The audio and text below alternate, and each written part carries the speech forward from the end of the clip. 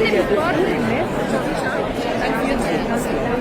بصوا الطوابير قد ايه طبعا زيهم بالظبط جوه الطبيعي الملون اللي وصل.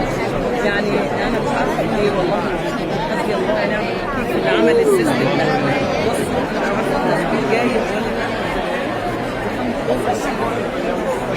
وادي الزحمه بتاعت الطابور تاني مش سايبه اكل اصلا، يعني مش مكان للناس تدخل، ولما تدخل تقف تتزنق هنا علشان بص البوابات كلها مبسوطه جدا. الناس هنفقد هنا مثلا حوالي 40 دقيقه قبل ما نرجع الاتوبيس في رمضان في المواعيد اللي الدنيا فيها مزنوقه.